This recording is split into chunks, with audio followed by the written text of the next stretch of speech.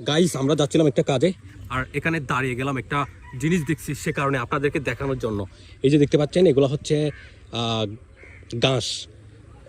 এখানে ধানগুলা মাড়াই করা হয়েছে, মানে সংগ্রহ করা হয়েছে, গাছগুলো অবশিষ্ট পড়ে আছে। তারপর এইদিকে জিনিসটা দেখাচ্ছি আমি আপনাদেরকে, দেখেন কতগুলা কবুতর গাইস, এই দেখেন, ওরে বাই,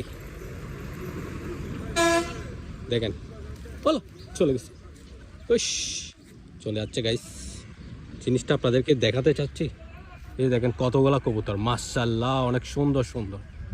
এই ডিস্টার্ব করতেছি তাদেরকে, যাই হোক। দেখেন এখানে 3টা 6টা 7টা 8টা 9টা 10টা 11টা কবুতর আছে, মাশাআল্লাহ।